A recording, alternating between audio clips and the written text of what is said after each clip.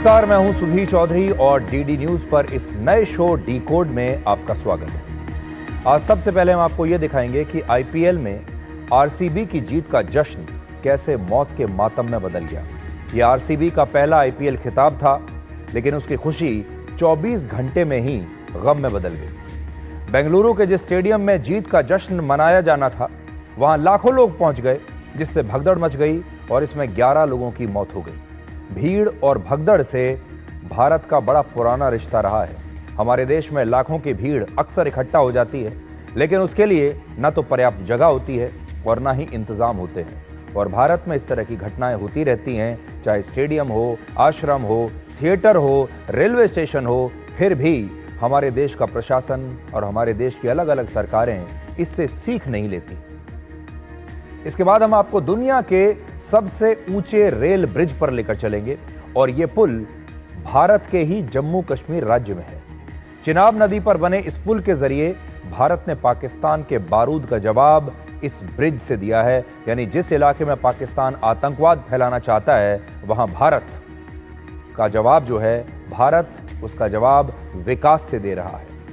आज जब आप इस पुल की भव्य तस्वीरें देखेंगे तो शायद आपको यकीन नहीं होगा अपनी आंखों पर कि यह पुल आपके अपने ही देश में है। और आखिर में हाल ही में युवा लड़कियों की उनके बॉयफ्रेंड द्वारा की जा रही हत्याओं के मामलों को आपके लिए डिकोड करेंगे। क्या इसके लिए सोशल मीडिया भी जिम्मेदार है?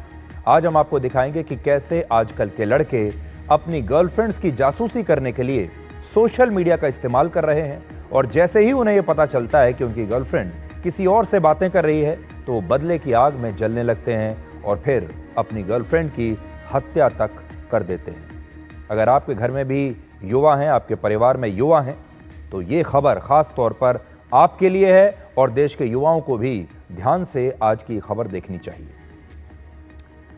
लेकिन आज की सबसे बड़ी और सबसे दुखद खबर यह है कि बेंगलुरु में मची भगदड़ में 11 लोगों की मौत हो गई है और 30 से ज्यादा लोग घायल हुए हैं। आज हमने सोचा तो यह था कि हम सबसे पहले आपके लिए आईपीएल में आरसीबी की जीत को डिकोड करेंगे और आपको बताएंगे कि इस जीत से क्या क्या सीखा जा सकता है, इस जीत से कौन कौन से लाइफ लेसन आप सीख सकते हैं। प्लान तो हमारा यह था और हमने ये पूरा विश्लेषण तैयार भी कर लिया था, लेकिन अब आज हमें शुरुआत में यह बताना पड़ रहा है कि आज शाम को बेंगलुरु के एक स्टेडियम के बाहर आरसीबी की विक्ट्री परेड से कुछ देर पहले ही एक भगदड़ मच गई और इसमें अब तक 11 लोगों की मौत की पुष्टि हो चुकी है। कुछ लोग यह दावा भी कर रहे हैं कि यह घटना कर्नाटक की विधानसभा के बाहर हुई है, लेकिन यह जानकारी पूरी तरह से गलत और भ्रामक है। सच यह है कि बेंगलुरु में विधानसभा के परिसर में आरसीबी के सभी खिलाड़ियों को कर्नाटक के मुख्यमंत्री सिद्धारमैया और उप मुख्यमंत्री डीके शिवकुमार ने सम्मानित तो किया था, लेकिन यह भगदड़ विधानसभा के बाहर नहीं हुई। यह घटना विधानसभा से लगभग 2.5 किलोमीटर दूर बेंगलुरु के चिन्ना स्वामी स्टेडियम के बाहर हुई, जहां कर्नाटक स्टेट क्रिकेट एसोसिएशन ने एक बड़ा कार्यक्रम रखा था, जिसमें आरसीबी के सभी खिलाड़ियों को सम्मानित किया जाना था। बेंगलुरु की पुलिस ने भारी भीड़ को देखते हुए आरसीबी की विक्ट्री परेड को रद्द कर दिया था, लेकिन इसके बावजूद स्टेडियम के बाहर सुबह से ही हजारों लोगों की भीड़ मौजूद रही और लोग किसी भी तरह से इस स्टेडियम में प्रवेश करने की कोशिश कर रहे थे ताकि इन खिलाड़ियों को वो पास से देख सके। इस भगदड़ में कई लोगों को मौके पर सीपीआर भी दिया गया और उन्हें कंधे पर उठाकर अस्पताल में भर्ती कराने की भी कोशिश की गई। अस्पताल ले जाने की कोशिशें हुई, लेकिन इसके बावजूद 11 लोगों ने अपनी जान गंवा दी। इस घटना के पीछे अलग अलग वजहें बताई जा रही हैं, जिनकी पुष्टि होना अभी बाकी है, लेकिन क्या वजहें बताई जा रही हैं वो हम आपको बताते हैं। जैसे लोगों के बीच ये अफवाह फैल गई कि इस कार्यक्रम के दौरान स्टेडियम में बिना टिकट के लोग जा सकते हैं, जिसके कारण स्टेडियम के मेन गेट पर भारी भीड़ इकट्ठा हो गई। दूसरा, जब स्टेडियम में जाने के लिए लोगों के बीच धक्का मुक्की हुई, तब उसी दौरान बारिश की वजह से लोग इधर उधर भागने लगे, जिससे वहां भगदड़ मच गई। और तीसरा दावा यह किया जा रहा है कि पुलिस ने भीड़ को कंट्रोल करने के लिए लाठी चार्ज कर दिया, जिससे भगदड़ ने गंभीर रूप ले लिया, लोग इधर उधर भागने लगे। तो एक तो बारिश आ रही है, ऊपर से लाठी चार्ज शुरू हो गया। हालांकि बेंगलुरु की पुलिस और कर्नाटक की सरकार ने इनमें से किसी भी दावे की पुष्टि नहीं की है और अब तक यह भी स्पष्ट नहीं है कि क्या स्टेडियम के अंदर बिना पास के लोगों को भेजा जा रहा था, जिसके कारण लोग एक दूसरे को धक्का दे रहे थे। हर कोई पहले स्टेडियम में प्रवेश करने की कोशिश कर रहा था। हमारे पास आज की इस दुखद घटना के कुछ वीडियोस आए हैं जिनमें आरसीबी के फैंस स्टेडियम की दीवार पर चढ़कर स्टेडियम के अंदर जाने की कोशिश कर रहे हैं, क्योंकि स्टेडियम के मेन गेट पर बहुत भीड़ थी और वहां पर पैर रखने की भी जगह बची नहीं थी। सबसे पहले आप इस घटना के समय की ये सारी तस्वीरें आज देखिए और ये सुनिए कि वहां घटना के दौरान मौजूद लोगों ने अपनी आंखों से क्या देखा।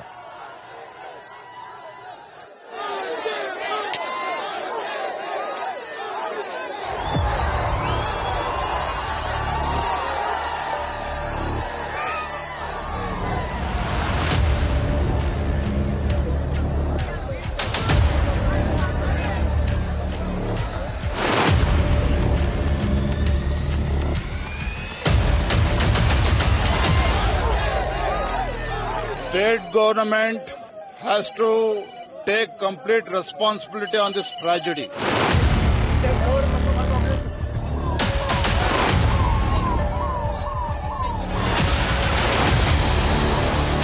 The exact number is not been still this one. It's been really crowded. We do have tickets, but then since there was a lot of stampedes and all that happening, they didn't let us go inside. And now we're not even inside and not even able to go back. So we're just stuck. ये राज्य प्रायोजित हत्या है। फिर politicise करने की बात है।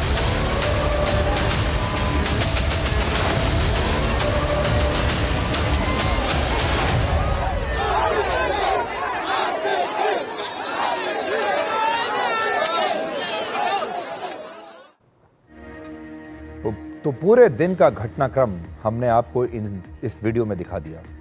कर्नाटक के मुख्यमंत्री सिद्धारमैया का कहना है कि जिस स्थान पर 35,000 लोग ही आ सकते थे, वहां पर 2 से 3 लाख लोगों के पहुंचने की वजह से यह भगदड़ मच गई। और बीसीसीआई के अंतरिम अध्यक्ष राजीव शुक्ला ने भी यही बात कही है कि जगह बहुत कम थी, 30 से 35,000 लोगों की जगह थी और लाखों की संख्या में लोग वहां पहुंच गए। तो आप देखिए हमारे देश में क्रिकेट का भी जो जुनून है वो किस हद तक जा सकता है, देखिए। There are small gates. The people entered through the gates. You have broken the gates. They have broken the gates also. So stampede has taken place. Nobody has expected so much of crowd will come because the capacity of the stadium is only 35,000 people. Only 35,000 seats are there. But 2 to 3 lakh people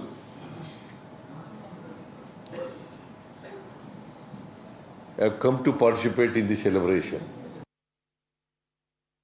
भीड़ बहुत ज्यादा हो गई थी। अचानक इस कार्यक्रम को आयोजित किया गया, उसकी और ये अंदाजा किसी को नहीं था। फ्रेंचाइजी से मेरी बात हुई, फ्रेंचाइजी भी कहना उनको भी अंदाजा नहीं था कि इस तरह भीड़ उमड़ पड़ेगी। तो ये अचानक हुआ हादसा है जिसको लेके सारे लोग दुखी हैं और जो भी जितनी मैक्सिमम मदद हो पाएगी मृतकों के परिवारों की और जो घायल हैं उनके, वो सब करने का प्रयास हो रहा है। देखिए इसमें रिजिग्नेशन ये सब फिर पॉलिटिसाइज करने की बात है, ये पॉलिटिक्स की बात थोड़ा ना है।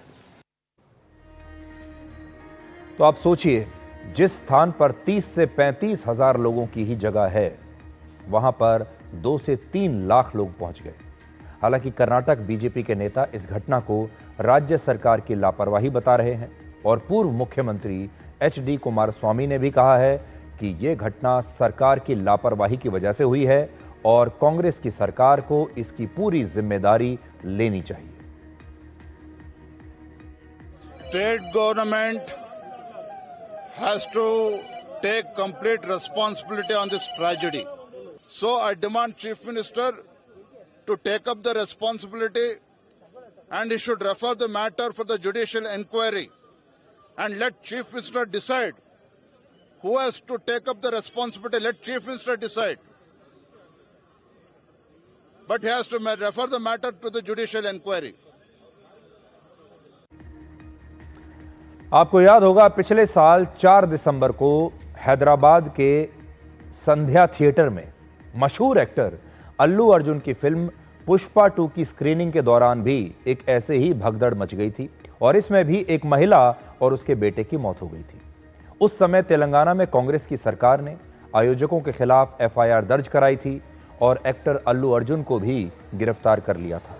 इसके अलावा मुख्यमंत्री रेवंत रेड्डी ने तब कहा था कि बहुत सारे लोग एक्टर अल्लू अर्जुन को गिरफ्तार करने के लिए उनकी सरकार की आलोचना कर रहे हैं, लेकिन क्या एक फिल्म स्टार कानून से ऊपर है और क्या आम लोगों की मौत के लिए जिम्मेदार होने पर किसी एक्टर को गिरफ्तार नहीं करना चाहिए? उन्होंने तब ये भी कहा था कि डॉक्टर भीमराव अंबेडकर का संविधान सबके लिए बराबर है इस देश में, चाहे वो उनका अपना परिवार हो, चाहे कोई एक्टर हो, चाहे कोई अमीर हो, चाहे कोई गरीब हो। और उस वक्त मुख्यमंत्री रेवंत रेड्डी के इस बयान के लिए लोगों ने बड़ी तालियां बजाई थी। लेकिन आज बड़ा सवाल यह है कि क्या यही कानून और यही बातें, यही सिद्धांत कांग्रेस के शासन वाले कर्नाटक में भी लागू होती हैं? बेंगलुरु में जिस कार्यक्रम से पहले यह भगदड़ हुई, उसका आयोजन कर्नाटका स्टेट क्रिकेट एसोसिएशन ने किया था और सरकार को भी इसकी पूरी जानकारी थी। आज आपको महाकुंभ की भगदड़ को भी याद करना चाहिए। जब आपको याद होगा महाकुंभ में भगदड़ हुई थी, तब कितनी राजनीति इस पर हुई थी और कांग्रेस के नेताओं ने उत्तर प्रदेश के मुख्यमंत्री योगी आदित्यनाथ का इस्तीफा तक तब मांग लिया था। लेकिन आज जब बेंगलुरु में ऐसी ही घटना हुई है, तो हमें वो रोष, वो गुस्सा दिखाई नहीं दे रहा जैसा महाकुंभ की भगदड़ में दिखाई दे रहा था। आज प्रधानमंत्री नरेंद्र मोदी ने भी इस घटना पर गहरा दुख व्यक्त किया है और मृतकों के परिवारों के साथ अपनी संवेदनाएं जताई हैं। और विपक्ष के नेता राहुल गांधी ने भी इस घटना पर दुख जताया है और कहा है कि कोई भी जश्न इंसान की जान से बड़ा नहीं हो सकता।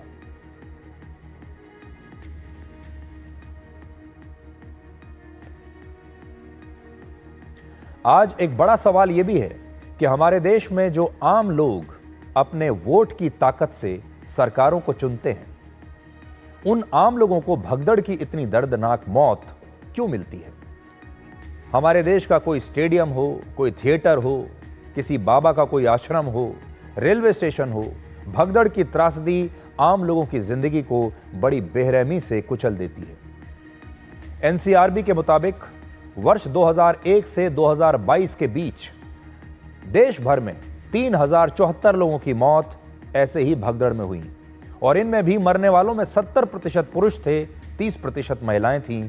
और आज हम आपको यह भी बताना चाहते थे कि आप आरसीबी की जीत से क्या क्या सीख सकते हैं, लेकिन उससे पहले ही आज आपको यह बताना पड़ रहा है कि आपको इस भगदड़ से कैसे बचना चाहिए और इस भगदड़ से आप क्या सीख सकते हैं। तैयारी तो आज हमने कुछ और की थी। तैयारी तो ये थी कि आरसीबी का जो जश्न है उसमें आप भी शामिल हो। तैयारी तो ये थी कि इतने वर्षों के लंबे इंतजार के बाद आरसीबी ने जो ये जीत हासिल की है, इससे आप क्या सीख सकते हैं, इसमें लाइफ लेसन क्या है।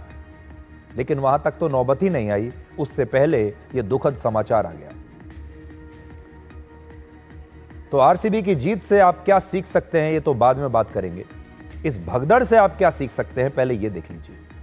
भगदड़ में सबसे ज्यादा मौतें गिरकर चोट लगने से नहीं होती, बल्कि सबसे ज्यादा मौत होती हैं दम घुटने से, और इसे कंप्रेसिव एस्फिक्सिया कहते हैं।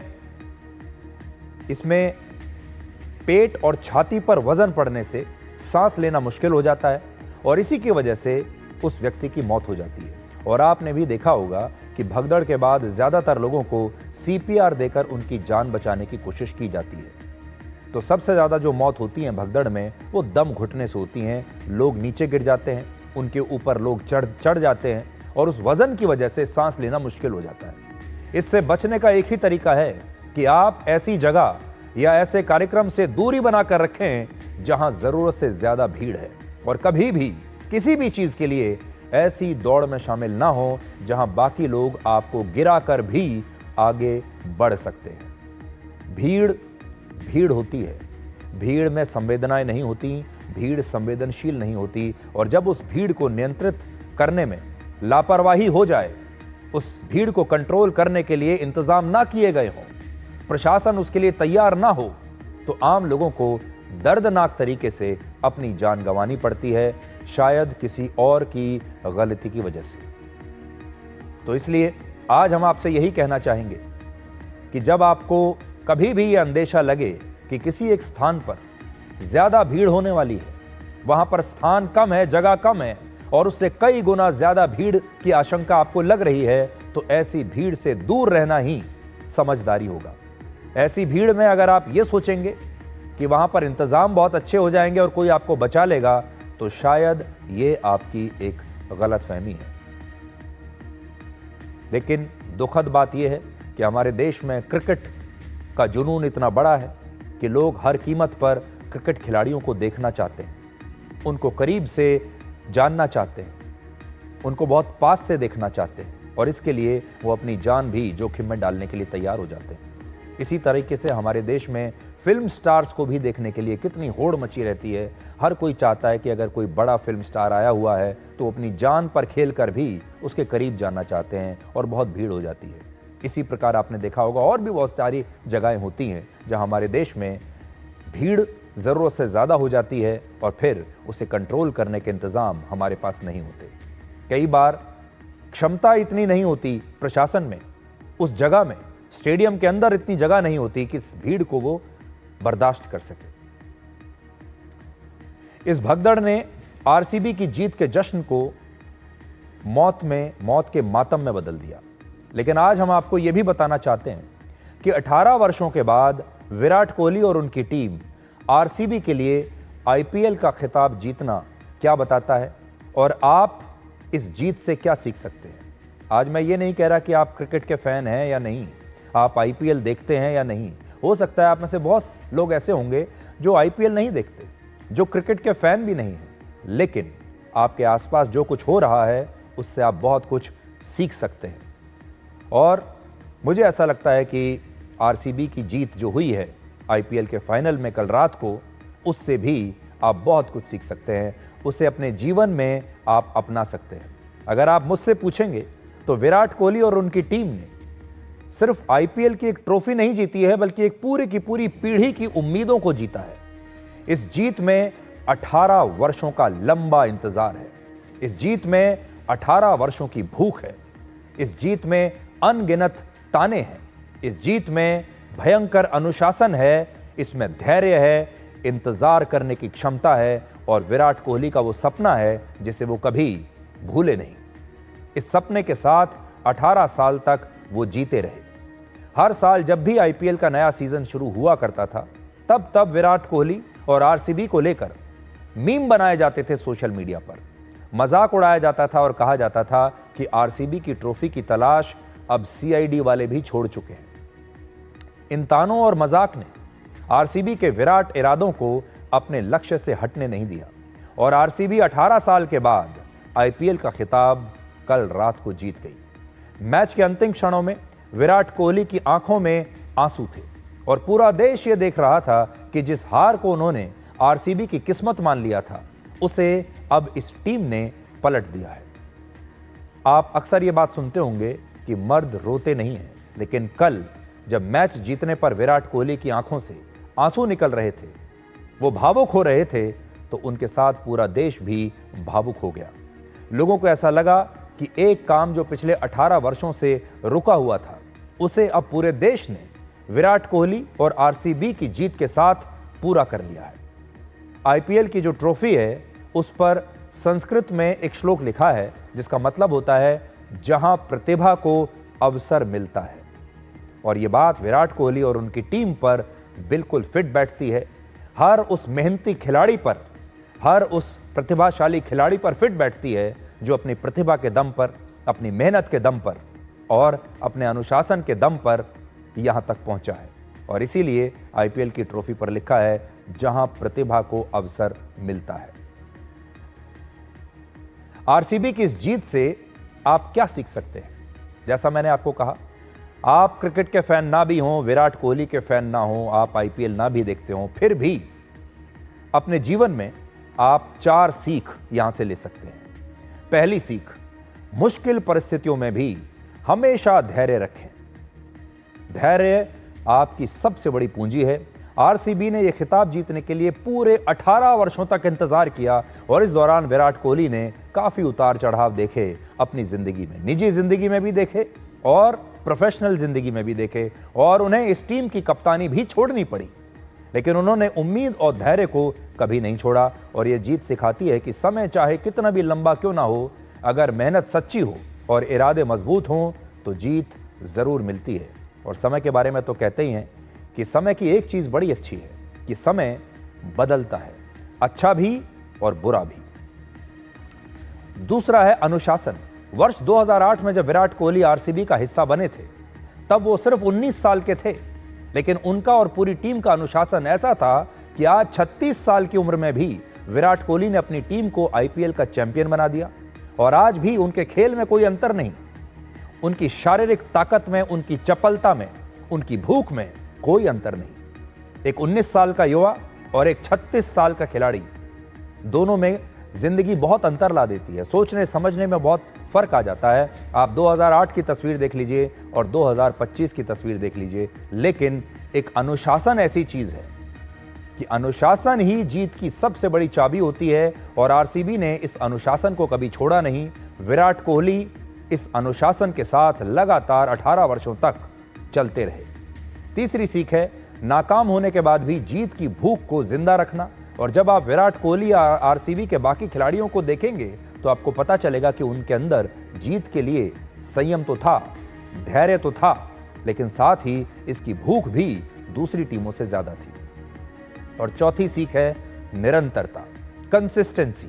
आरसीबी को यह जीत एक दिन में नहीं मिली, बल्कि उसके हर खिलाड़ी ने वर्षों तक इस जीत के लिए खुद को मेहनत की आग से तपाया है। और इस बात को आप अपने जीवन में भी याद रखिए कि सफलता अचानक नहीं मिलती और ये इंस्टेंट नूडल्स की तरह नहीं होती, बल्कि ये रोज रोज की छोटी कोशिशों से हासिल की जाती है। और विराट कोहली से आखिरी सीख आप लिख सकते हैं लॉयल्टी की, यानी फेथफुलनेस। लॉयल्टी आज के जमाने में सबसे दुर्लभ है। आरसीबी की टीम को यह जीत उसके हर खिलाड़ी की ईमानदारी और मेहनत से मिली है और लॉयल्टी से मिली है, जिन्होंने सिर्फ जीत का सपना नहीं देखा बल्कि ईमानदारी से उस सपने को पूरा भी किया। और कहते हैं कि मेहनत इतनी खामोशी से करो कि सफलता शोर मचा दे। और आरसीबी की जीत अब पूरे देश में ऐसा ही शोर मचा रही है। तो आप सोचिए, विराट कोहली एक ऐसे खिलाड़ी हैं जो 18 वर्षों से एक ही टीम के साथ खेल रहे हैं। इस दौरान बड़े बड़े खिलाड़ियों ने अपनी टीमों को कई बार बदल लिया। विराट कोहली भी चाहते तो अपनी टीम बदलकर इससे कहीं ज्यादा पैसा कमा सकते थे, लेकिन उन्होंने इन 18 वर्षों में एक बार भी अपनी टीम को छोड़ा नहीं। एक ही टीम के साथ लगातार 18 वर्षों तक खेलते रहे और चाहे अच्छा दौर हो चाहे बुरा दौर हो, ये वो टीम है जो 18 वर्षों से कभी खिताब जीत नहीं पा रही थी। विराट कोहली को यह भी लग सकता था कि एक ऐसी टीम में खेलने का क्या फायदा जो कभी फाइनल जीतेगी ही नहीं। किसी ऐसी टीम में चलते हैं जो बहुत मजबूत टीम हो, जिसके पास ज्यादा बड़े बड़े खिलाड़ी होंगे, ज्यादा चकाचौंध होगी, ज्यादा पैसा होगा, ज्यादा रिसोर्सेज होंगे। लेकिन वो कभी भी अपनी इस टीम को छोड़कर नहीं गए, चाहे समय कैसा भी रहा हो। और इससे आप ये समझिए कि इस तरह का जो साथी है अगर आपके जीवन में आ जाए, इस तरह का दोस्त आपके जीवन में आ जाए, इस तरह का सदस्य अगर आपकी टीम में आ जाए, इस तरह का सदस्य अगर आपके परिवार में आ जाए, जो 18 वर्षों तक, आज के ज़माने में जहां 18 मिनट की दोस्ती भी कई बार चलती नहीं है, 18 दिन की दोस्ती नहीं चलती, 18 महीने की दोस्ती नहीं चलती, 18 साल तक एक खिलाड़ी एक टीम में खेलता रहे, ये लॉयल्टी को देखिए आप, ये कितनी बड़ी बात है। इस खबर के आखिर में हम आपको एक तस्वीर दिखाना चाहते हैं और ये उस समय की है जब कर्नाटक की विधानसभा के बाहर मुख्यमंत्री सिद्धारमैया ने आरसीबी के सभी खिलाड़ियों को सम्मानित किया और कहा कि कर्नाटक को इन खिलाड़ियों पर गर्व है और ये गर्व होना भी चाहिए, हमें इसमें कोई आपत्ति नहीं। हम सिर्फ ये याद दिलाना चाहते हैं कि कर्नाटक में ऐसी घटनाएं हुई हैं जिनमें उत्तर भारत के हिंदी भाषी कामगारों के साथ हिंसा और भेदभाव होता है, भाषा के नाम पर होता है। कुछ नेता इसे सही ठहराने की कोशिश करते हैं कि अगर आप कर्नाटक में हैं तो आपको कन्नड़ ही बोलनी पड़ेगी, बाहर हिंदी बोलने वालों का वहां स्वागत नहीं है। आज यहां से एक चीज और देखिए, आज हमारा सवाल ये है, अगर आरसीबी की टीम में मौजूद उत्तर भारत के हिंदी भाषी राज्यों के खिलाड़ियों का इस तरह से सम्मान अगर हो सकता है, तो फिर उत्तर भारत से कर्नाटक में आने वाले कामगारों के साथ ऐसा दुर्व्यवहार क्यों होता है? आरसीबी की जिस टीम को कर्नाटक की सरकार ने आज सम्मानित किया, उनमें सिर्फ एक खिलाड़ी कर्नाटक से था, बाकी सारे खिलाड़ी दिल्ली से, मध्य प्रदेश से, गुजरात से, उत्तर प्रदेश से और महाराष्ट्र से थे या फिर दूसरे देशों से थे। जिस तरह खिलाड़ी अपने प्रोफेशन के लिए अपने राज्यों से, अलग अलग राज्यों से कर्नाटक में खेलने के लिए आ जाते हैं और वहां उन्हें इतना प्यार मिलता है, ठीक वैसे ही क्या उन लोगों को भी कर्नाटक में वही प्यार, वही सम्मान नहीं मिल सकता जो काम करने के लिए अपने अपने घरों को छोड़कर, अपने राज्यों को छोड़कर कर्नाटक में आते हैं? तो आज आप देख लीजिए, आरसीबी में एक खिलाड़ी कर्नाटक का है और बाकी सारे बाहर से हैं, और फिर भी वो बेंगलुरु के लिए, कर्नाटक के लिए, कर्नाटक के क्रिकेट फैंस के लिए कितनी मेहनत कर रहे हैं। और आखिरकार 18 वर्षों की मेहनत के बाद आज वो आईपीएल की ट्रॉफी कर्नाटक के इन्हीं लोगों के लिए लेकर आए हैं, और इनमें से ज्यादातर कन्नड़ नहीं जानते। अब हमारा आपसे एक और सवाल यह है कि कल्पना कीजिए, आज अगर कोई ये कहे कि आईपीएल के फाइनल में विराट कोहली आउट हो गए थे या आरसीबी के तो 9 विकेट गिर गए थे और इसलिए इसे आरसीबी की जीत नहीं माना जाएगा, तो आप क्या कहेंगे? आज जब हम बात कर रहे हैं, आप और हम और पूरा देश, तो हम आरसीबी की जीत की बात कर रहे हैं। इस दौरान हम ये नहीं देख रहे कि आरसीबी के कितने विकेट गिरे, विराट कोहली ने कितने रन बनाए, क्योंकि जीत जीत होती है। इस वक्त हमारे देश के कुछ लोग भारत के साथ भी यही कर रहे हैं और वो कह रहे हैं कि युद्ध में अगर भारत का थोड़ा बहुत नुकसान हुआ भी है तो यह युद्ध भारत जीता नहीं है। वो भारत से ये कह रहे हैं, भारतीय सेना से ये कह रहे हैं कि आप जीते नहीं हैं क्योंकि आपकी विकेटें गिर गई। पहले आप ये बताइए कि आपकी विकेट कितनी गिरी, फिर हम तय करेंगे कि आप जीते या नहीं। पहले ये बताइए कि आपका नुकसान कितना हुआ, फिर तय करेंगे कि भारतीय सेना जीती या नहीं। भारत के chief of defence staff general Anil Chauhan ने भी बिल्कुल यही बात कही है और उनका ये बयान आज पूरे देश को बहुत ध्यान से सुनना चाहिए। You know, when I was asked about losses on our side, I said these are not important. The results and how you act is important. So it would be not very correct to talk about losses, means numbers, etc. But suppose you go on in a test match, cricket test match, and you win by innings defeat. Then there's no question of how many wickets and how many balls and how many players. It's an innings kind of defeat.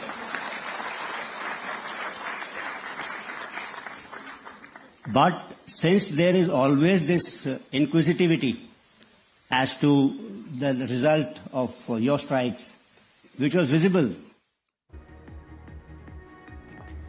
तो आज हम भी आपसे ये कहेंगे और पहले से हम आपसे ये कहते आ रहे हैं कि जीत जीत होती है। अगर कल रात की ही जीत के बारे में आप बात कर लें आईपीएल के फाइनल में, तो अब किसी को याद नहीं कि दोनों टीमों के कितने कितने विकेट गिरे थे। किसी को याद नहीं कि आरसीबी ने इस जीत की प्रक्रिया में अपनी कितनी विकेट खोई, उन्होंने कितने कैच छोड़े, उन्होंने कितनी बार मिसफील्डिंग की, कितनी बार उनके खिलाड़ियों से गलती भी हुई। क्योंकि आखिर में जो बात मायने रखती है वो ये कि मैच का नतीजा क्या हुआ और आरसीबी इस मैच में, इस ट्रॉफी में जीत गया। और यही बात हमें भारतीय सेना पर भी लागू करनी चाहिए। पाकिस्तान से हमने 4 दिन का युद्ध लड़ा, लेकिन हमारे देश के लोग ये पूछते हैं कि पहले ये बताओ कि विकेट कितने गिरे, तभी हम मानेंगे कि आप जीते हैं या हारे हैं। अब हम अपने अगले विश्लेषण से पहले आपको जनरल अनिल चौहान का एक और बयान सुनाना चाहते हैं, जिसमें उन्होंने कहा है कि भारत के खिलाफ युद्ध में पाकिस्तान असल में 48 घंटे लड़ने के लिए तैयार था। उसने सोचा था कि भारत को 48 घंटे में झुका देगा, लेकिन पाकिस्तान भारत के सामने 8 घंटे में ही अपने घुटनों पर आ गया। Although lost by Pakistan on 10th of May at about 1 a.m., its aim was to get down India to its knees in 48 hours. Multiple attacks were lost. And in some manner, they have escalated this conflict, which we had actually hit only terrorist targets, but also into the military domain. from their perspective, it would have been rational in the sense they would have said that you use military means to hit these targets. But it was also rational on their part, operation which they thought they'll continue for 48 hours, folded up in about 8 hours. And on 10th, then they picked up the telephone and said they wanted to talk. तो आपने सुना general Anil Chauhan ने क्या कहा। उन्होंने कहा कि पाकिस्तान तैयारी तो करके आया था 48 घंटे की, लेकिन 8 घंटे में ही पाकिस्तान अपने घुटनों पर आ गया। 8 घंटे में ही भारत ने उसकी कमर तोड़ दी और उसके बाद पाकिस्तान ने कहा कि हम इस युद्ध को रोकना चाहते हैं। पाकिस्तान ने सीज फायर करने के लिए रिक्वेस्ट की और फिर भारत ने उस रिक्वेस्ट को स्वीकार कर लिया। ये भारत के सीडीएस जनरल अनिल चौहान कह रहे हैं, लेकिन इन्होंने ही पिछले हफ्ते एक इंटरव्यू किया था और एक बयान दिया था कि जिस पर उनसे पूछा गया कि युद्ध में भारत का कितना नुकसान हुआ है, और उन्होंने कहा कि नुकसान तो हुआ है, लेकिन उससे ज़्यादा महत्वपूर्ण ये है कि ये नुकसान क्यों हुआ। उन्होंने एक जवाब दिया और हमारी सेना भी ये कह चुकी है कि जब आप युद्ध लड़ने के लिए जाते हैं तो नुकसान तो होते हैं। और जब जनरल चौहान का ये बयान आया तो हमारे देश के लोगों ने इसे सोशल मीडिया पर इतना वायरल कर दिया। जनरल चौहान ने तो ये कहा था कि भारत ने अपने टैक्टिक्स को सुधारा, अपनी रणनीति को सुधारा और पाकिस्तान को इस युद्ध में हरा दिया। लेकिन इस बयान को हमारे देश की एक खास लॉबी ने तोड़ मरोड़ कर पेश किया और वो इसमें भारत के नुकसान को लेकर राजनीति करने लगे। अपनी पूरी ताकत ऐसे लोगों ने भारत के नुकसान के बारे में पता लगाने में लगा दी। आप याद कर लीजिए, जिस दिन जनरल चौहान ने यह बयान दिया था, उन्होंने यह भी कहा था कि भारत इस युद्ध को जीता है। उसे तो लोगों ने इग्नोर कर दिया, और जहां उन्होंने यह कहा कि भारत को भी कुछ नुकसान हुआ, उसे लोगों ने पकड़ लिया और सिर्फ उसे वायरल कर दिया। और फिर लोगों ने सोशल मीडिया पर पूरी की पूरी कैंपेन चलाई जिसमें यह कहा गया कि भारत के सीडीएस ने यह स्वीकार कर लिया है कि भारत के जो हैं फाइटर जेट्स वो गिरे हैं, भारत का बड़ा नुकसान हुआ है। लेकिन आज जब जनरल अनिल चौहान ये कह रहे हैं कि भारत पाकिस्तान को 8 घंटे में ही घुटनों पर ले आया, तो ये सारे लोग चुप बैठे। अब इस बयान को कोई वायरल नहीं करेगा, यह बयान सोशल मीडिया पर आपको कहीं दिखाई नहीं देगा। इस बयान पर बड़े बड़े नेता अपनी प्रतिक्रिया नहीं देंगे और इनमें से कोई भी पाकिस्तान के नुकसान पर कुछ नहीं कहेगा। अंग्रेजी में इसी को डबल स्टैंडर्ड्स कहते हैं, और हमारे देश में ऐसे बहुत सारे लोग हैं जो भारत के नुकसान को उसकी हार साबित करना चाहते हैं, इस पर इंक्वायरी कमीशन बैठाना चाहते हैं और एक तरीके से पाकिस्तान की ही मदद करना चाहते हैं। लेकिन ये सारे लोग पाकिस्तान के नुकसान के जो सबूत आ रहे हैं उन पर बात तक नहीं करना चाहते। ये सबूत इन्हें स्वीकार नहीं है। और सबसे बड़ी बात यह है कि जब हमारे सीडीएस खुद कहते हैं कि पाकिस्तान 8 घंटे में घुटनों पर आ गया था, तो अब हमारे देश के लोग अब उसके भी सबूत मांगते हैं। लेकिन जब पाकिस्तान कहता है कि उसने भारत को बहुत नुकसान पहुंचाया, तो यही सारे लोग पाकिस्तान से सबूत नहीं मांगते, बल्कि पाकिस्तान के झूठ पर आंख बंद करके विश्वास कर लेते हैं। हमारे देश के नेता अपने देश की सेना से ज्यादा दूसरे देशों की बातों पर विश्वास करते हैं। अपने देश के सीडीएस से ज्यादा दुश्मन देश के फील्ड मार्शल पर विश्वास करते हैं। और इस पर आजकल हमारे देश में बड़ी राजनीति हो रही है, और इसी पर आप भारत में लोकसभा में विपक्ष के नेता राहुल गांधी के नए बयान को भी आज आप सुनिए। ये बीजेपी आरएसएस वालों को अब मैं अच्छी तरह जानता हूं। इन पर थोड़ा सा दबाव डालो, थोड़ा सा धक्का मारो, डर के भाग जाते हैं ये लोग। जैसे उधर से ट्रंप ने एक इशारा। तो अब आप देखिए कि राहुल गांधी ये कह रहे हैं कि ट्रंप ने जैसे ही इशारा किया वैसे ही भारत ने सरेंडर कर दिया। और ये हमारे देश में राजनीति इस समय चल रही है। अब हम आपको ये बताएंगे कि कुछ सपनों को पूरा होने में वक्त लगता है, और जिस तरह आरसीबी का आईपीएल जीतने का सपना 18 वर्षों के बाद पूरा हुआ, ठीक वैसे ही कश्मीर को रेल नेटवर्क से पूरी तरह जोड़ने का सपना पूरा करने में 132 वर्ष लगे। यह सपना है कश्मीर में चिनाब नदी पर दुनिया का सबसे ऊंचा रेल ब्रिज बनाने का, और आप ये भी कह सकते हैं कि भारत ने पाकिस्तान के बारूद का जवाब इस ब्रिज से दिया है। प्रधानमंत्री मोदी इस पुल का उद्घाटन इसी महीने 6 जून को करेंगे, जब पहलगाम के आतंकवादी हमले को 1.5 महीना पूरा हो जाएगा। इस पुल के उद्घाटन से भारत कश्मीर में पाकिस्तान के आतंकवाद का जवाब विकास से देगा, और यह विकास भी ऐसा कि दुनिया इस पुल को देखकर हैरान हो रही है। और इस पुल की ऊंचाई चिनाब रिवर बेड से 359 मीटर है और लंबाई है 1315 मीटर, और दुनिया का सबसे ऊंचा रेल ब्रिज इसे बताया गया है, जो पेरिस के आईफिल टावर से भी 35 मीटर ऊंचा है, और दिल्ली के कुतुब मीनार से यह ब्रिज 287 मीटर यानी 5 गुना ऊंचा है। प्रधानमंत्री मोदी 6 जून को वंदे भारत ट्रेन को भी हरी झंडी दिखाएंगे, जो इसी रेल ब्रिज से गुजरते हुए कटरा से श्रीनगर तक जाएगी, और कश्मीर तक के लिए यह पहली ट्रेन होगी जो कटरा से श्रीनगर तक के सफर को 3 घंटे कम कर देगी। चिनाब ब्रिज से न सिर्फ यह यात्रा बहुत आसान होगी, बल्कि सामरिक रूप से भी यह बहुत महत्वपूर्ण है।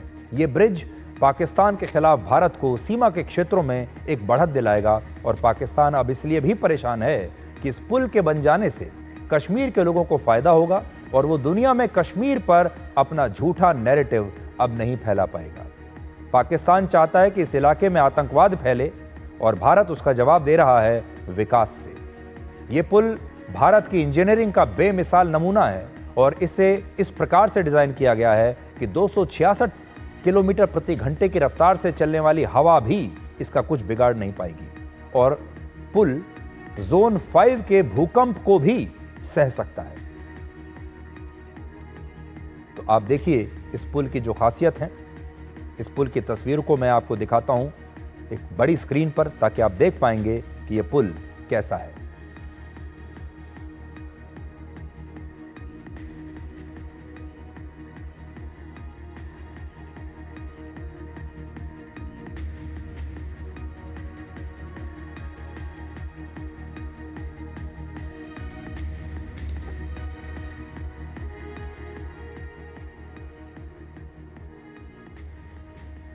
अब हम आपको हमारी जयचंद सीरीज के जरिए लगातार यूट्यूबर जासूसों से सावधान करेंगे। यह हमारी सीरीज है जिसमें हम हमेशा आपसे कहते हैं कि अपने यूट्यूबर्स को ध्यान से चुनिए। भारत में रहकर पाकिस्तान के लिए जासूसी करने वाले जयचंदों की लिस्ट लंबी होती जा रही है। पिछले 36 घंटों में पंजाब से 2 लोगों को पाकिस्तान के लिए जासूसी करने में गिरफ्तार किया गया है, जासूसी करने के आरोप में। अब पंजाब पुलिस ने जसबीर सिंह को गिरफ्तार किया है। और जसबीर सिंह कौन है? जसबीर सिंह जान महल नाम का एक यूट्यूब चैनल चलाता है, और इस यूट्यूब चैनल पर उसके 10 लाख से ज्यादा फॉलोअर्स हैं। पंजाब पुलिस ने यह जानकारी दी कि जसबीर सिंह पाकिस्तानी खुफिया एजेंसी ISI के एजेंट शाकिर उर्फ जट रंधावा के संपर्क में था, और जसबीर 3 बार पाकिस्तान भी जा चुका है। 2020, 2021 और 2024 में इसने पाकिस्तान का दौरा किया था। जसबीर जासूसी के आरोप में गिरफ्तार की गई ज्योति मल्होत्रा के भी संपर्क में था, और आपको हमने पहले दिखाया था कि ज्योति मल्होत्रा किस तरह से पाकिस्तान उच्चायोग के संपर्क में थी। हमने आपको पाकिस्तान उच्चायोग के अधिकारी एहसान उर्फ रहीम उर्फ दानिश और ज्योति मल्होत्रा की तस्वीरें भी दिखाई थी। जसबीर भी पाकिस्तानी उच्चायोग के उस पार्टी में गया था जिसमें ज्योति मल्होत्रा शामिल हुई थी। आप इन तस्वीरों में ज्योति मल्होत्रा, जसबीर और दानिश को देख पाएंगे। जसबीर भी ज्योति मल्होत्रा की तरह फेमस यूट्यूबर बनना चाहता था, अपने फॉलोअर्स को बढ़ाना चाहता था, ज्यादा से ज्यादा लाइक्स पाना चाहता था, लेकिन उसने इसके लिए देश से गद्दारी का रास्ता चुना। और इसलिए आज हम आपको हम आपको कहते आ रहे हैं कि यूट्यूबर जासूसों से आप सावधान रहिए। जसबीर सिंह की गिरफ्तारी से एक दिन पहले पंजाब से ही गगनदीप सिंह को भी जासूसी के ही आरोप में गिरफ्तार किया गया। यह भी पाकिस्तान की खुफिया एजेंसी ISI और खालिस्तान समर्थक गोपाल सिंह चावला के संपर्क में था। जांच एजेंसियों को गगनदीप के फोन से कई महत्वपूर्ण सबूत मिले हैं। गगनदीप आईएसआई के 20 अधिकारियों के साथ संपर्क में था और इस पर ऑपरेशन सिंदूर के दौरान सेना की तैनाती जैसी संवेदनशील जानकारियों को पाकिस्तान तक पहुंचाने का आरोप है। ये ऐसी जानकारियां पाकिस्तान को दे रहा था जिससे राष्ट्रीय सुरक्षा को खतरा पैदा हो सकता था। इसी बीच रक्षा मंत्रालय ने सेना के वरिष्ठ अधिकारियों और उनके परिवारों की प्राइवेसी को ध्यान में रखते हुए मीडिया को एक एडवाइजरी जारी की है। रक्षा मंत्रालय ने कहा है कि सेना के अधिकारियों और उनके परिवार से मिलने से अब मीडिया को परहेज करना चाहिए। उनका इंटरव्यू और उनसे कोई भी बातचीत तब तक ना करें जब तक इसकी सही औपचारिक अनुमति किसी भी पत्रकार को या मीडिया को न मिली हो। इसमें यह भी बताया गया है, कहा गया है कि सेना के अधिकारियों के घरों के पते, उनके परिवारों की तस्वीरें और उनसे जुड़ी जानकारियां प्रकाशित और प्रसारित करने से मीडिया को बचना चाहिए और सैनिकों के परिवारों की जो प्राइवेसी है, निजता है, उसका सम्मान करना चाहिए।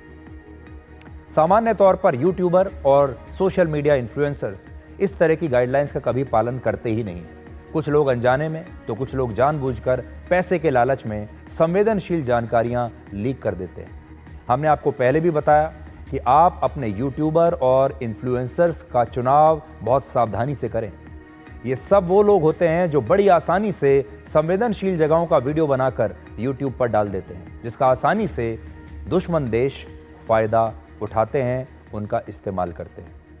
इसलिए कौन सा यूट्यूबर आज किस मंशा के साथ वीडियो बना रहा है, कौन सा यूट्यूबर अपने स्टूडियो में बैठकर अपने एक कमरे में वीडियो शूट करते समय या बाहर किसी संवेदनशील जगह पर वीडियो शूट करते समय आपसे क्या कह रहा है, आपको गलत जानकारी दे रहा है, आपके दिमाग को किसी खास रास्ते पर ले जाने की कोशिश कर रहा है, किसके कहने पर कर रहा है, कहां से उसको पैसा मिल रहा है, ये सब जानने की बहुत आवश्यकता है।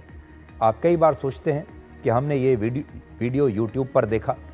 कई यूट्यूबर्स को आप फॉलो करते हैं ये सोचकर कि ये तो पत्रकार है, ये सही बात बताता है, लेकिन अब हमेशा ऐसे पत्रकारों को, ऐसे यूट्यूबर्स को भी आप अपने कॉमन सेंस के लेंस से ज़रूर देखें और ये देखें कि अगर ये यूट्यूबर एक ख़ास विचारधारा को आपके दिमाग में पैदा कर रहा है, अपने देश के खिलाफ बातें आपके दिमाग में भर रहा है, ऐसी बातें कर रहा है जिससे पाकिस्तान जैसे दुश्मन देशों को फ़ायदा हो सकता है, अपनी सरकार पर ही सवाल कर रहा है, अपनी सेना पर सवाल कर रहा है, तो समझ जाइए इसके तार कहीं और से जुड़े हैं।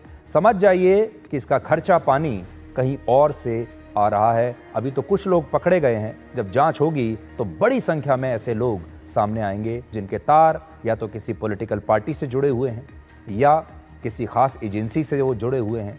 और बहुत सारे लोग तो ऐसे हैं जो बाहर विदेशों में बैठकर वीडियोस बनाते हैं और भारत की राजनीति को ही प्रभावित करने की कोशिश करते हैं, बाहर बैठे बैठे भारत को अस्थिर करने की कोशिश करते रहते हैं। अब आप सोचिए उनकी मंशा क्या हो सकती है। अब हम आपको ये दिखाएंगे कि रिजर्व बैंक ऑफ इंडिया ने गोल्ड लोन को लेकर कौन से नए नियम बनाए हैं और ये आपको ध्यान से देखने चाहिए क्योंकि इनका असर आप पर भी पड़ सकता है। इन गाइडलाइंस पर वित्त मंत्रालय ने आरबीआई को एक सिफारिश भेजी है और कहा है कि इन नियमों से कम कीमत के गोल्ड लोन्स को बाहर रखना चाहिए। इनमें भी जिस नियम की सबसे ज्यादा चर्चा हो रही है वो है LTV रेशो का नियम।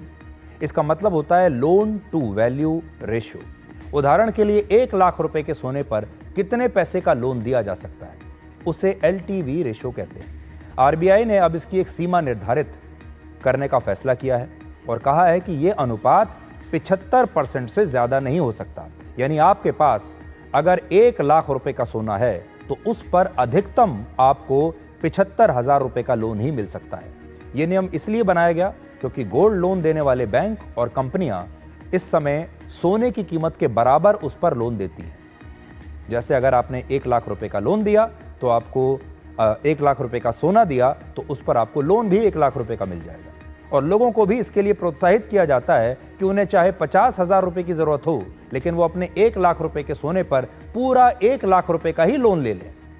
ऐसी स्थिति में आम लोग अपना सोना गिरवी रखकर लोन तो ले लेते हैं लेकिन बाद में ब्याज के साथ उस लोन को लौटाना बड़ा मुश्किल हो जाता है। लेकिन अब इस नियम से आम लोगों का जोखिम कम हो जाएगा।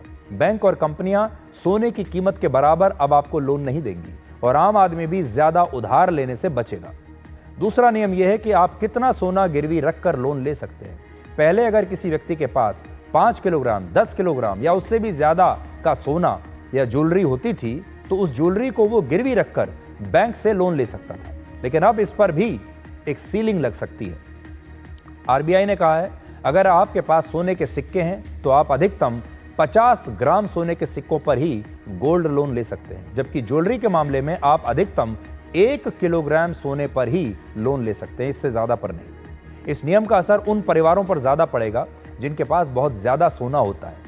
और तीसरा नया नियम यह है जिसे कहते हैं प्रूफ ऑफ ओनरशिप। इसका मतलब यह है कि जिस सोने पर आप बैंक से लोन मांग रहे हैं वो सोना आपका ही है, इसका अब से आपको सबूत देना पड़ेगा। यानी अब सोने के साथ उसके बिल को भी उतना ही संभाल कर आप रखिएगा। आपके पास सोना है, लेकिन आप साबित कैसे करेंगे कि ये सोना आपका है? उसके लिए आपके पास उसका स्रोत होना चाहिए। आपको बताना होगा ये सोना कहां से लिया। इसलिए अगर आपने सोना खरीदा है, अगर ज्वेलरी खरीदी है तो उसका बिल संभाल कर रखिए।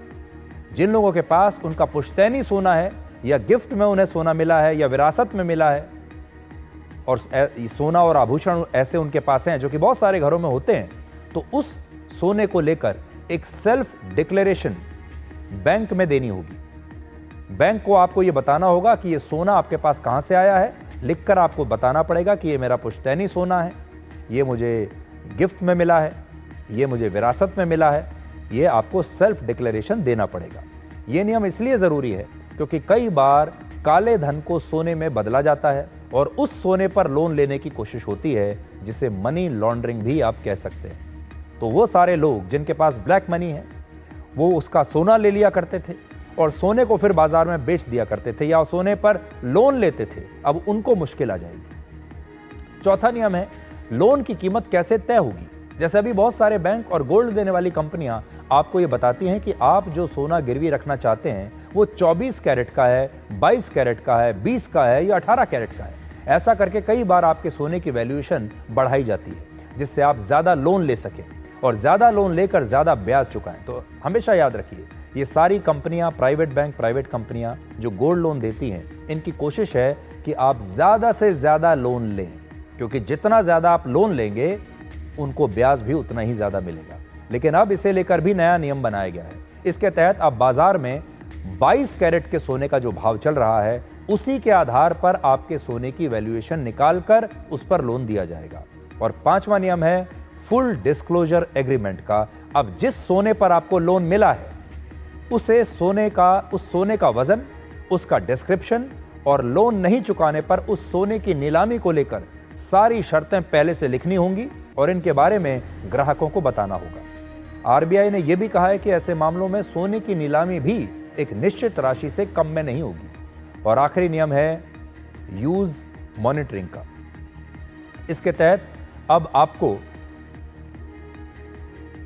गोल्ड लोन लेते समय खास तौर पर यह बताना होगा कि आप ये लोन ले क्यों रहे हैं, इस लोन का क्या करेंगे आप, और इन पैसों का इस्तेमाल आप कहां कहां पर करने वाले हैं। ये नियम अभी लागू नहीं हुए हैं, लेकिन आरबीआई चाहता है कि अगले साल से इन नियमों का पालन शुरू हो जाए। आरबीआई ये नियम इसलिए लाया क्योंकि अब गोल्ड लोन्स की मांग बढ़ रही है और गोल्ड लोन्स खराब लोन्स में भी तेजी से तब्दील हो रहे हैं। एक साल पहले अप्रैल 2024 तक बैंकों में सोने के आभूषण गिरवी रखकर 1,01,000 करोड़ रुपए का लोन लिया गया था, लेकिन अब अप्रैल 2025 में यही राशि बढ़कर 2,23,000 करोड़ रुपए तक पहुंच गई है और इसमें 120% की वृद्धि हुई है। गोल्ड लोन देने वाली प्राइवेट कंपनियों के गोल्ड लोन में भी 6 महीने में 14% की वृद्धि हुई है और इन कंपनियों में भी हमारे देश के लोग अपनी गोल्ड ज्वेलरी गिरवी रखकर 1,74,000 करोड़ रुपए का लोन ले चुके हैं।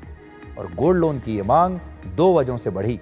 पहला, गोल्ड लोन में किसी भी व्यक्ति का क्रेडिट स्कोर और सिबिल स्कोर देखा नहीं जाता। अगर आपका सिबिल स्कोर बेकार है तब भी आपको लोन मिल जाएगा। और अगर आपके पास सोना है तो आपको उस सोने पर अलग अलग ऑफर्स के साथ आसानी से लोन मिलता है।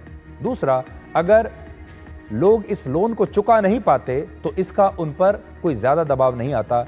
उदाहरण के लिए, जब कोई व्यक्ति पर्सनल लोन लेता है तो उसमें ईएमआई बाउंस होने पर, चेक बाउंस होने पर बैंक से आपके पास कई फोन आते हैं। आपको कहीं से भी कुछ भी करके अपनी ईएमआई बैंक में जमा करानी पड़ती है। लेकिन गोल्ड लोन के मामले में आपको पता होता है, अगर आपने लोन नहीं भी चुकाया तो ज्यादा से ज्यादा आपका गिरवी रखा हुआ सोना नीलाम हो जाएगा, इससे ज्यादा कुछ नहीं। कोई आपको परेशान नहीं करेगा। यहां आपको अपना सोना गंवाने पर अफसोस होता है, लेकिन इसका आपके ऊपर उतना दबाव नहीं होता जितना पर्सनल लोन और दूसरे लोन को नहीं चुकाने पर होता है। और यही कारण है कि बहुत सारे लोग आगे चलकर बैड लोन वाले बन जाते हैं। यानी बैड लोन एक ऐसा लोन जो वापस नहीं किया गया। पिछले साल बैंकों से लिया गया 1400 करोड़ रुपए का गोल्ड लोन लोगों ने चुकाया ही नहीं, लेकिन एक साल बाद आज यही आंकड़ा 2040 करोड़ रुपए का हो गया है, वो लोन जो चुकाया नहीं गया। इसके गोल्ड लोन देने वाली प्राइवेट कंपनियों का भी 4784 करोड़ रुपए का लोन अब एनपीए में तब्दील हो चुका है, यानी नॉन परफॉर्मिंग एसेट्स बन चुका है। लोग जब गिरवी रखा हुआ लोन छोड़ा नहीं पाते तो वो इसे नीलाम होने देते हैं, और ऐसी स्थिति में वो बैंकों से ये भी नहीं पूछ पाते कि उनके नीलाम हुए सोने की कितनी कीमत मिली, और इसमें पारदर्शिता भी बहुत कम होती है। और यही सोचकर आरबीआई ने ये सारे नियम अब आरबीआई लेकर आया है। अब एक छोटा सा ब्रेक ले रहे हैं, और ब्रेक के बाद हम आपको इस खबर का दूसरा भाग भी दिखाएंगे, और साथ ही आपको ये भी बताएंगे कि आजकल हमारे देश में रिश्तों में जो दरारें आ रही हैं, क्या उसके पीछे सोशल मीडिया है।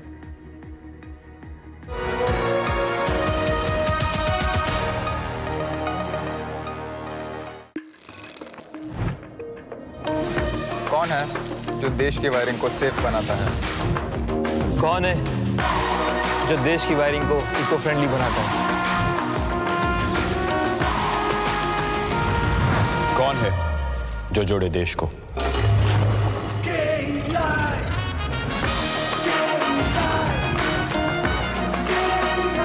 विकसित भारत का विकसित wire. Where the software engineer with a big idea meets the smart market analyst, meets the cool UI UX designer, meets the gifted content writer, meets the talented photographer to create the big dream. The world comes together at Sharda University. So where are you? पापा घर तो बहुत सुंदर बनने वाला है, और अंदर से मजबूत भी, बिल्कुल एक फौजी की तरह जो फैमिली को रखे सेफ। पर भैया घर पे आर्मी थोड़ी लगेगी। आर्मी नहीं, टफकॉन टीएमटी। देश के लिए आर्मी, घर के लिए टफकॉन टीएमटी। एक ही बात है, टफकॉन टीएमटी। अब इंडिया बनेगा एक्स्ट्रा टफ।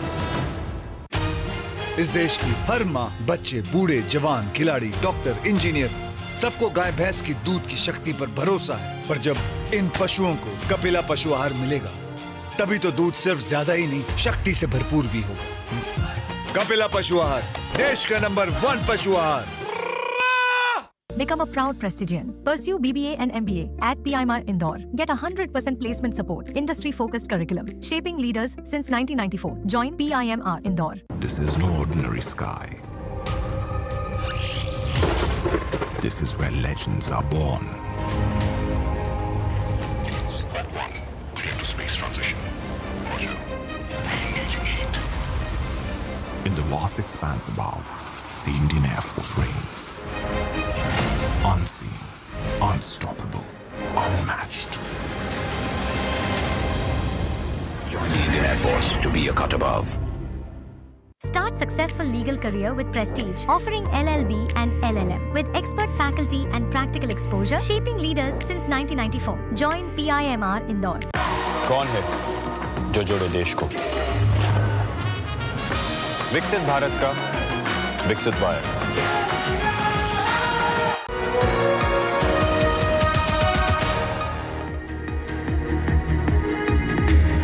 और अब आज का आखिरी विश्लेषण। किसी भी रिश्ते में भरोसा उसकी सबसे मजबूत कड़ी है, लेकिन शक एक ऐसा दीमक है जिससे मजबूत से मजबूत रिश्ता बिखर जाता है। लेकिन क्या सोशल मीडिया आपसी रिश्तों में शक को बढ़ा रहा है? क्या सोशल मीडिया आपसी रिश्तों को टॉक्सिक बना रहा है, जहरीला बना रहा है? आज मैं आपसे ये सवाल इसलिए पूछ रहा हूं क्योंकि हाल ही में कुछ ऐसी घटनाएं हुई जो इसी तरफ इशारा करती हैं। जरा ध्यान से सुनिएगा। पिछले कुछ हफ्तों के अंदर दिल्ली में 3 युवा लड़कियों की जान उन लड़कों ने ले ली जो खुद को उनका बॉयफ्रेंड बताते थे, और उनके लिए अपनी जान देने की बातें किया करते थे, लेकिन आखिर ऐसा क्या हुआ कि इन लड़कों ने अपनी गर्लफ्रेंड की हत्या कर दी। आज हम देश की राजधानी दिल्ली में रिश्तों पर सोशल मीडिया के लगते ग्रहण को डिकोड करेंगे। 1 जून को दिल्ली के जहांगीरपुरी में रहने वाली 18 साल की महक जैन की उसके 18 साल के ही बॉयफ्रेंड ने हत्या कर दी। पहले उसके बॉयफ्रेंड ने महक पर चाकू से हमला किया, फिर बाद में उसकी बॉडी को जलाने की कोशिश की। महक के बॉयफ्रेंड को शक था कि महक किसी और से बात करती है। दूसरी घटना 7 अप्रैल की है। दिल्ली कैंट में 19 साल की विजय लक्ष्मी को उसके 20 साल के बॉयफ्रेंड ने चाकू से कई बार हमला करके मार डाला। इसके बाद आरोपी ने खुद पर भी चाकू से वार किया, यानी वो खुद की भी जान लेना चाहता था। जुनून देखिए। आरोपी को शक था कि विजय लक्ष्मी किसी और से बात करती है। तीसरी घटना 12 मार्च की है। 21 साल की कोमल को उसी के दोस्त ने गला घोंटकर मार डाला और बाद में उसकी बॉडी को नाले में फेंक दिया। इसमें भी उसके बॉयफ्रेंड को शक था कि कोमल का किसी और के साथ अफेयर चल रहा है। इन तीनों ही हत्याओं में एक बात कॉमन है, अपनी गर्लफ्रेंड पर शक, और इसके पीछे है सोशल मीडिया जो आपसी रिश्तों में जहर घोल रहा है। सोशल मीडिया रिश्ते में जुनून पैदा करने के लिए एक ईंधन का काम करता है। दरअसल आज सोशल मीडिया शक को ईंधन देने वाला एक हथियार बन गया है। स्नैपचैट, इंस्टाग्राम, व्हाट्सएप, फेसबुक जैसे सोशल मीडिया प्लेटफॉर्म्स अपने पार्टनर, अपने दोस्त या अपनी गर्लफ्रेंड पर नजर रखने के आधुनिक औजार बन गए हैं। कौन कहां है, किसके साथ है, किसकी तस्वीर और पोस्ट को लाइक कर रहा है, इन सारी बातों पर आसानी से नजर रखी जा सकती है सोशल मीडिया के जरिए। और इन सोशल मीडिया प्लेटफॉर्म्स की वजह से अब किसी पर नजर रखना, किसी को ट्रैक करना बहुत आसान हो गया है। अब सोशल मीडिया का इस्तेमाल अपने पार्टनर को कंट्रोल और उस पर नजर रखने के लिए किया जा रहा है, और इसकी वजह से साइकोलॉजिकल ऑब्सेशन यानी मनोवैज्ञानिक जुनून, ईर्ष्या और हिंसा की भावनाएं बढ़ रही है। अपनी गर्लफ्रेंड को अपना हमसफर या साथी मानने के बजाय उसे अपनी जागीर समझने की भावना युवाओं में पैदा हो रही है। वो समझते हैं कि ये हमारी प्रॉपर्टी है। अपने पार्टनर को पूरी तरह से अपने कंट्रोल में करने का ट्रेंड बढ़ रहा है। अपनी गर्लफ्रेंड से ऐसी उम्मीदें रखी जा रही हैं जिसे पूरा करना मुमकिन नहीं है। आपसी रिश्तों में भरोसे की कमी अब बढ़ रही है, और अपने पार्टनर को खोने की आशंका और डर भी लोगों के अंदर बढ़ रहा है, युवाओं में बढ़ रहा है। वो अपने पार्टनर को खोना नहीं चाहते। सबसे चौंकाने वाली बात यह है कि इस टॉक्सिक बर्ताव को अब रिश्तों में स्वीकार भी किया जा रहा है, और बहुत सारे रिश्तों में ये नया नॉर्मल बन चुका है। यानी अगर एक पार्टनर किसी रिश्ते में बदतमीजी कर रहा है, हिंसक हो रहा है, तो उसे स्वीकार किया जा रहा है। आजकल आपने देखा होगा कि हम अपनी हर छोटी बड़ी बात को सोशल मीडिया पर शेयर करते हैं। सेल्फी के जरिए बताते हैं कि हम कहाँ हैं, क्या कर रहे हैं, किसके साथ हैं। रील्स बनाते हैं, अपने बारे में सब कुछ शेयर करते रहते हैं। सेल्फी और रील्स का ट्रेंड अब तक एक लत बन चुका है, और यही सबसे ज़्यादा नुकसानदायक है। इस तरह के लड़के पहले सोशल मीडिया पर, इस तरह के जो लड़के हैं सोशल मीडिया से अपनी गर्लफ्रेंड की ऑनलाइन गतिविधियों पर नजर रखते हैं। जब वो देखते हैं कि उनकी गर्लफ्रेंड किसी और से बात कर रही है, तो उनका शक हिंसा में बदल जाता है। प्यू रिसर्च सेंटर की एक रिपोर्ट के मुताबिक 40% लोगों ने यह माना कि वो अपने पार्टनर के स्मार्टफोन पर बिताए जाने वाले समय से परेशान हैं। सोशल मीडिया की वजह से उनके पार्टनर उनके लिए ज्यादा समय नहीं निकाल पाते। इस सर्वे में यह भी पता लगा कि अब लोग वास्तविक जीवन में समय गुजारने के बजाय सोशल मीडिया पर ज्यादा समय गुजारते हैं, जिसकी वजह से वो असल जिंदगी और सच्चाई से दूर होने लगते हैं। उससे अकेलापन, आत्मसम्मान में कमी, ये सब होने लगता है।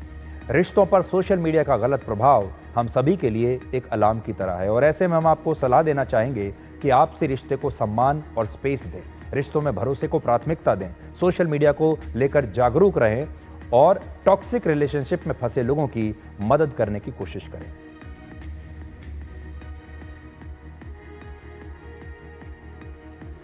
ये एक ऐसा विषय है जो आजकल हमारे युवाओं को बहुत परेशान कर रहा है। इस पर आगे भी हम बात करते रहेंगे। तो आज के लिए डिकोड में इतना ही। अब आपसे हमारी अगली मुलाकात होगी कल रात 9 बजे। तब तक आप खुश रहिए, सुरक्षित रहिए, स्वस्थ रहिए। और जीवन का कड़वा सच ये है कि आंसुओं का कोई रंग नहीं होता, और जब ये आते हैं तब कोई संग नहीं होता। नमस्कार।